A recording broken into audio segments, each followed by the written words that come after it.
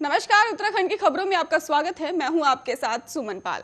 केदारनाथ में आदि गुरु शंकराचार्य की समाधि स्थल पर उद्घाटन करने के लिए प्रधानमंत्री नरेंद्र मोदी कर सकते हैं। और आपको ये भी बता दें कि पीएम मोदी का 5 नवंबर को केदारनाथ भ्रमण प्रस्तावित है। केदारनाथ धाम में समाधि स्थल का पुनर्निर्माण कार्य लगभग पूरा होने वाला है। सोमवार को यहां आदि गुरु शंकराचार्य की मूर्ति को भी स्थापित कर दिया जाएगा। अन्य जरूरी कार्य अगले 10 दिनों में पूरे हो जाएंगे। प्रधानमंत्री नरेंद्र मोदी के ड्रीम प्रोजेक्ट में शामिल केदारनाथ में आदि गुरु शंकराचार्य की समाधि स्थल को भव्य बनाया गया है।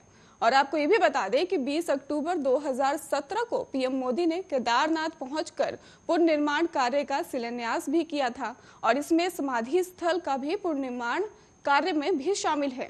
और 25 अक्टूबर को यह आदि गुरु शंकराचार्य की मूर्ति को यहां स्थापित कर दिया जाएगा। यह मूर्ति कर्नाटक में बनाई गई है, जिसका वजन 35 टन है। बताया जा रहा है कि 5 नवंबर को केदारनाथ पहुंचकर प्रधानमंत्री नरेंद्र मोदी समाधि का उद्घाटन करेंगे। और ये भी आपको बता दें कि प्रधानमंत्री ने 7 नवंबर 2018 और 8 मई 2019 को केदारनाथ पहुंचकर समाधि स्थल के पुनर्निर्माण कार्य के बारे में जानकारी ली थी। इधर कार्यदायी संस्था के टीम प्रभारी मनोज सोमवाल ने यह भी जानकारी दी है कि समाधि स्थल का निर्माण कार्य लगभग पूरा हो चुका है। अब तीसरे चरण में सिर्फ रंग रोगन और सजावटी कार्य होना बाकी है।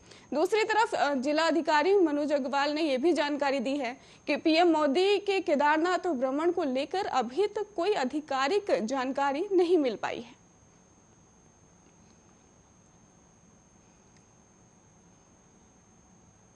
बीते दिनों उत्तराखंड में आई आपदा में हल्द्वानी के गोला पुल की अप्रोच रोड बह गई थी, जिससे पुल को भी खतरा पैदा हो गया था। रविवार को मुख्यमंत्री पुष्कर सिंह धामी पुल का निरीक्षण करने पहुंचे। इस दौरान मुख्यमंत्री धामी ने जल्द से जल्द रोड निर्माण के लिए आदेश भी दिए।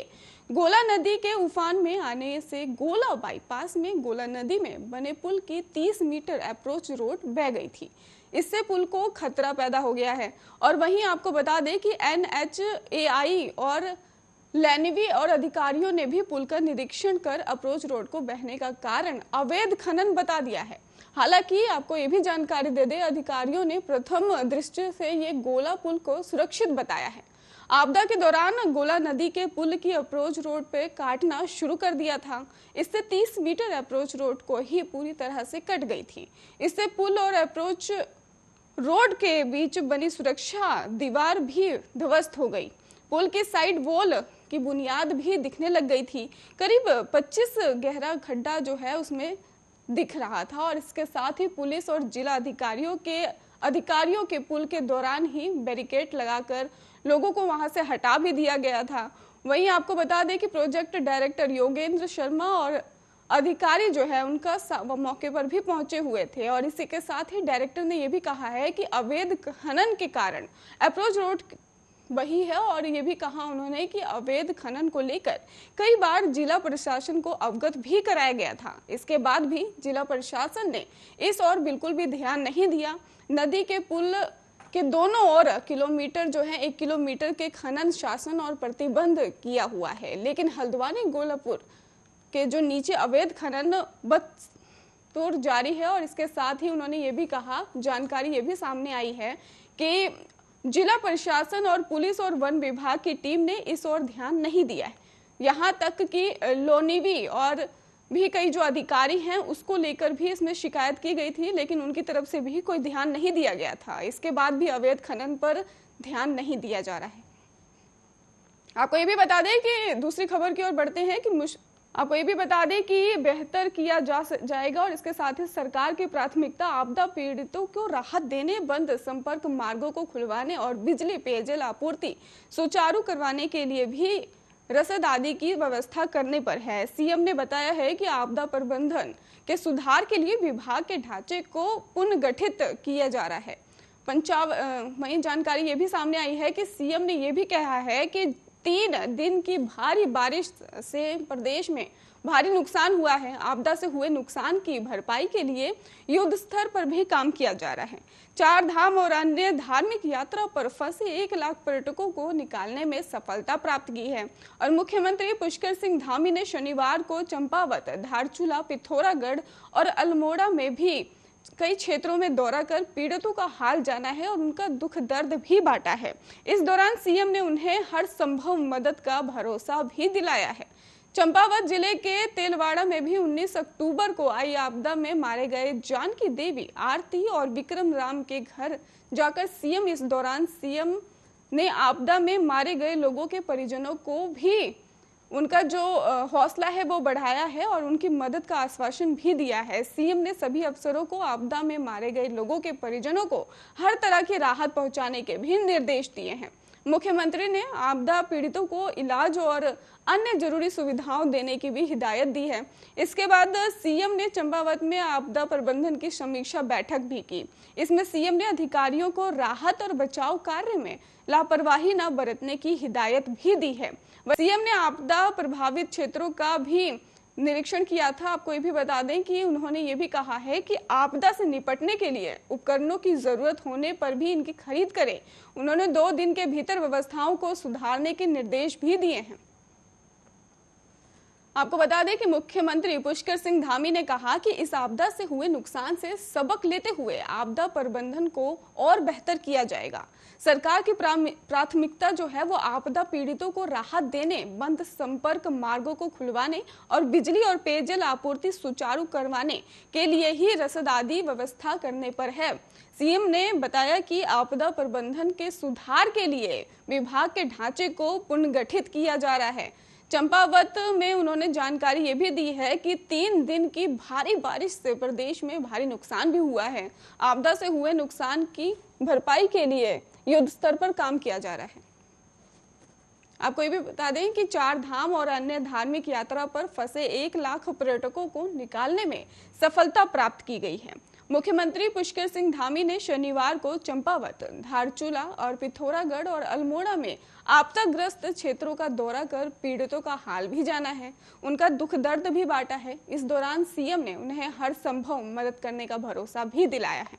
चंपावत जिले के तेलवाड़ा में भी 19 अक्टूबर को आई आपदा में मारे गए जानकी देवी, आरती और विक्रम राम के घर जाकर इस दौरान सीएम ने आपदा में मारे गए लोगों के परिजनों को जो हौसला है उनका वो बढ़ाया है। इसके साथ ही सीएम ने सभी अफसरों को आपदा में मारे गए लोगों के परिजनों को हर तरह की राहत पहुंचाने के निर्देश भी दिए हैं। मुख्यमंत्री ने आपदा पीड़ितों को इलाज और अन्य जरूरी सुविधाओं देने की भी हिदायत दी है। इसके बाद सीएम ने चंपावत में आपदा प्रबंधन की समीक्षा बैठक की है।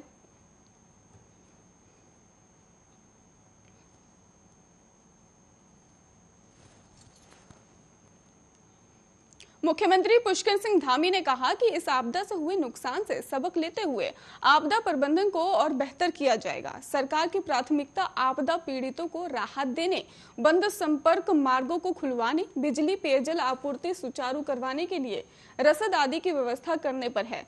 सीएम ने यह भी बताया कि आपदा प्रबंधन ने सुधार के लिए विभाग के ढांचे को पुनर्गठित किया है और इसके साथ ही चंपावत में भी उन्होंने ये जानकारी सामने रखी है कि 3 दिन की भारी बारिश से प्रदेश में भारी नुकसान भी हुआ है। आपदा से हुए नुकसान की भरपाई के लिए युद्ध स्तर पर काम किया गया है और 4 धाम और अन्य धार्मिक यात्रा पर फंसे 1 लाख पर्यटकों को निकालने के लिए सफलता भी प्राप्त की है।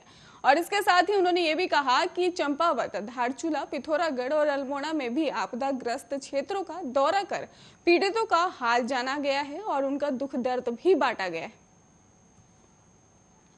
इस दौरान सीएम ने उन्हें हर संभव मदद का भरोसा भी दिया है।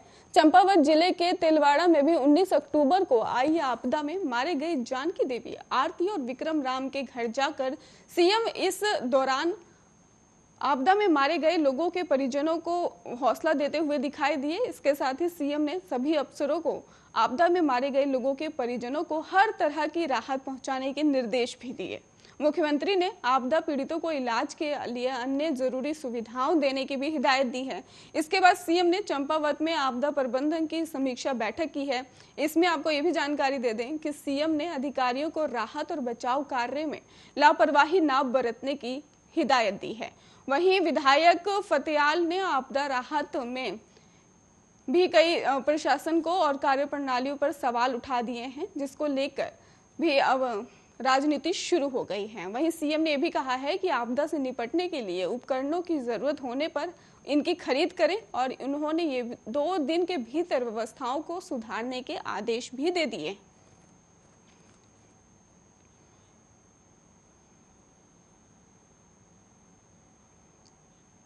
उत्तराखंड में बिना अनुमति के ग्लेशियरों को सैर पर गए पर्यटकों के खिलाफ वन विभाग सख्त कदम उठाएगा।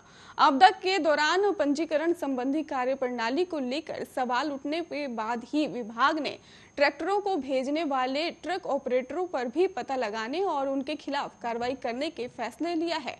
और इसके साथ ही विभाग ने बीते दिनों आई आपदा में कई ट्रैक्टरों की जो मौत हुई है उसके सबक लेते हुए भविष्य में के लिए पंजीकरण संबंधी कार्यप्रणाली को बेहतर बनाने के लिए भी कमर कस ली है। प्रदेश में 3 दिन की बारिश के बाद पिंडारी और भी कई जगह पर तूफानी जो बारिश थी वो देखने को मिली थी, जिसमें कई लोग भी फंस गए थे। पर्यटकों में बंगाल, महाराष्ट्र के अलावा अमेरिकी मूल के लोग भी शामिल थे और ट्रैक्टरों को फंसने के लिए बाद ही खोजबीन जो की गई थी तो किसी का भी रिकॉर्ड वन विभाग के पास दर्ज नहीं किया गया था। जबकि वन क्षेत्र में पड़ने वाले ग्लेशियरों की यात्राओं के लिए वन विभाग में पंजीकरण कराना अनिवार्य होता है। शुक्रवार को आपको बता दें कि उन्होंने जानकारी ये भी सामने रखी है कि शीर्षक से खबर प्रकाशित हुई थी और जिसमें ये सामने आया था कि वन विभाग ने तय किया है कि जितने भी देशी और विदेशी पर्यटक बिना पंजीकरण कराए ग्लेशियरों की सैर पर गए थे उनके टूर ऑपरेटरों पर पता लगाया जाएगा और जिसके बाद ऑपरेटरों के खिलाफ कार्रवाई भी की जाएगी। आपको ये बता दें कि ग्लेशियरों की सैर पर जाने वाले पर्यटकों की कपकोट और लोहार खेत में बने वन विभाग के बैरियर पर पंजीकरण और जांच की जाती है। कपकोट में पंजीकरण नहीं कराने वाले को लोहार खेत में रोक दिया जाता है। हालांकि पिछले कुछ सालों में ही कर्मी मोटर मार्ग और अन्य रास्तों में बनने वाले पर्यटक बिना पंजीकरण कराए आसानी से ग्लेशियर तक पहुंच रहे हैं। बीते दिनों हुए हादसे से पहले प्रशासन ने इस मसले को गंभीरता से नहीं लिया था। हालांकि अब कपकोट या फिर लोहार खत्ते के बैरियर को खाती और खरकिया में भी शिफ्ट कराने को लेकर चर्चा की जा रही है। वहीं आपको बता दें इसको लेकर रेस्क्यू अभियान समाप्त होने के बाद से ही इसका प्रस्ताव अमली जामा पहनाने का कार्य हो रहा है।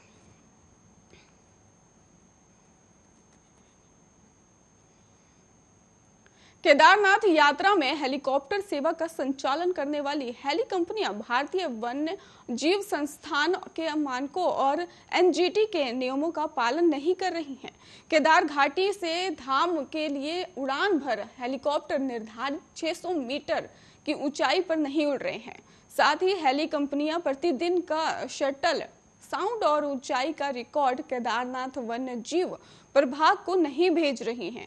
इस संबंध में प्रभागीय स्तर पर से ही हेली कंपनियों को पत्र भेजकर जवाब मांगा गया है। इस साल 6 कंपनियों ने हेलीकॉप्टर गुप्तकाशी और शेरसी में भी उड़ान भर रहे हैं और लेकिन ये हेलीकॉप्टर नदी तल से 150 से 250 मीटर की ऊंचाई पर ही उड़ रहे हैं। हेलीकॉप्टरों की उड़ान की ये ऊंचाई केदारनाथ वन्य जीव प्रभाग के भीमबली के स्थापित मॉनिटरिंग और स्टेशन रिकॉर्ड में है। आपको ये भी बता दें कि केदारनाथ वन्य जीव प्रभाग गोपेश्वर अमित कंवर का ये भी कहना है कि हेलीकॉप्टर की तेज आवाज से ही अति संवेदनशील क्षेत्र में प्रवास करने वाले दुर्लभ वन्य जीवों वनस्पतियों और नुकसान पहुंच रहा है, जिसके साथ ही आपको ये भी बता दें कि लोगों को भी परेशानी हो रही है।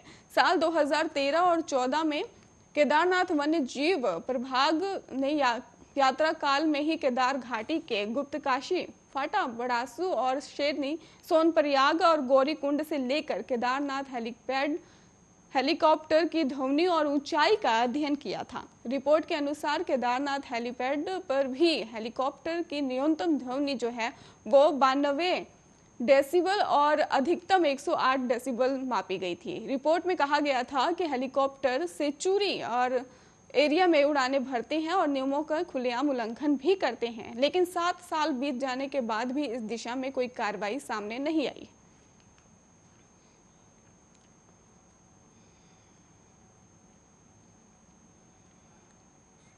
उत्तराखंड के रुड़की और लंडोरा में भी डेंगू के बेकाबू होने का सामने आया है केस, और जिसके चलते ही शनिवार को 55 मरीजों की पुष्टि और जिले में ये आंकड़ा बढ़कर 167 हो गया है। इसके साथ ही वहीं गातारोड़ा में भी ये व्यक्ति की जो संदिग्ध हालत में मौत भी बताई जा रही है। हालांकि स्वास्थ्य विभाग की टीम ने गांव पहुंचकर जानकारी ली है, जिसके अनुसार मृतक को बुखार की शिकायत थी और पेट संबंधी दिक्कतें भी चल रही थी, जिसके कारण उसकी मौत हो गई है। वहीं दूसरी ओर मंगलौर के हरजोली गांव में भी स्वास्थ्य विभाग की टीम ने शिविर लगाकर 38 लोगों के सैंपल लिए हैं। हालांकि इस गांव में भी मलेरिया के 22 सैंपल नेगेटिव आए हैं, और ऐसे में माना यह भी जा रहा है कि इन लोगों को डेंगू की शिकायत हो सकती है। घादारोहड़ा गांव में भी डेंगू ने पूरी तरह से पैर पसार लिया है। हर घर में डेंगू पीड़ित व्यक्ति मौजूद है, और इसके साथ ही शनिवार को सामने रिपोर्ट आई थी जिसमें 33 में से डेंगू की पुष्टि हुई थी, और वहीं आधा दर्जन से ज्यादा गंभीर मरीजों को सिविल अस्पताल में भर्ती करवाया गया था। गांव में लगातार स्वास्थ्य विभाग की टीम डेरा जमाए हुए है। आशा और स्वास्थ्य कर्मी घर घर जाकर लोगों को जागरूक करने के लिए अभियान चला रहे हैं। इसके साथ ही CHC और लंडोरा प्रभावी डॉक्टर अमित डाबरा शनिवार को गांव पहुंचे और डेंगू पीड़ित मरीजों से उनका हाल भी जाना। उन्होंने घर में साफ सफाई रखने के भी निर्देश दिए।